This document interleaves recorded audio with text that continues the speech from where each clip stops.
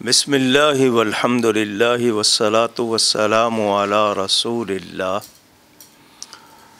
ناظم آباد میں حضرت کشمیری بابا سید غلام سرور رحمۃ اللہ تعالی علیہ ان کا نام تھا، کشمیری بابا کے نام سے پہچانے جاتے تھے۔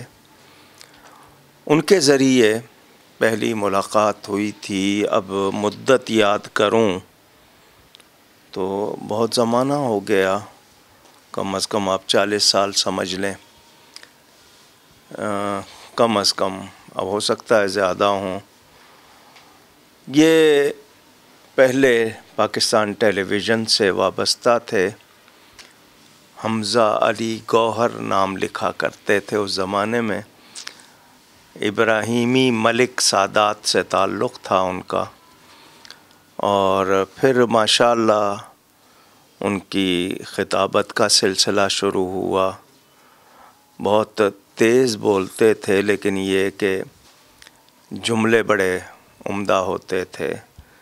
انہیں یوں کہا جائے کہ وہ مصرے ہوتے تھے، ذہین تھے بہت ماشاءاللہ، اور عقائد کی پختگی کے ساتھ ساتھ اللہ والوں سے ایک تعلق۔ مجھے کوئی خاص واقعہ انفرادی طور پر تو معلوم نہیں ہے، کوئی ایسا واقعہ۔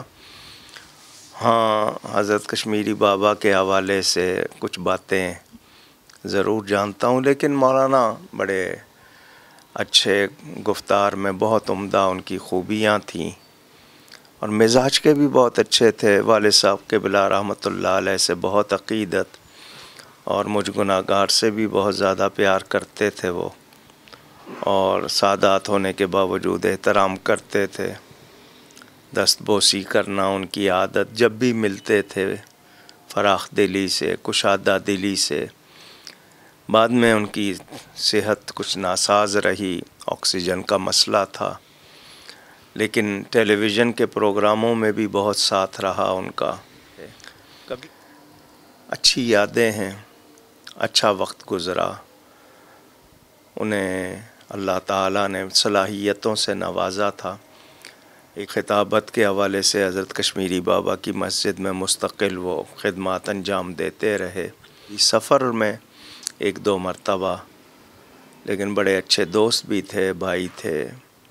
اللہ تعالیٰ ان کی مغفرت فرمائے۔ اچھی یادیں ہیں ان کے۔ یہ کہنا کہ ایک جملے میں ان کی ذات کو بیان کہوں تو یہی کہوں گا کہ وہ خوش مزاج تھے، خوش گفتار تھے، اور اچھے دوست آدمی تھے۔ محبین، چاہنے والے اور مریدین،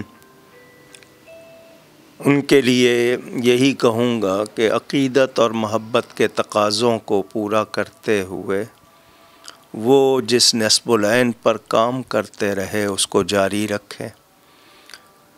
ان کی ذات کو رہنما بنا کر وہ کام کریں جس کے لیے وہ زندگی بھر کوشاں رہے۔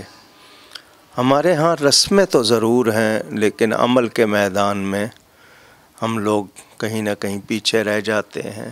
کوشش کی جائے کہ ہم لوگ اپنے بزرگوں کے طریق کو جاری رکھیں، اس پیغام کو پھیلائیں، اور خود اس کا عملی نمونہ بنیں۔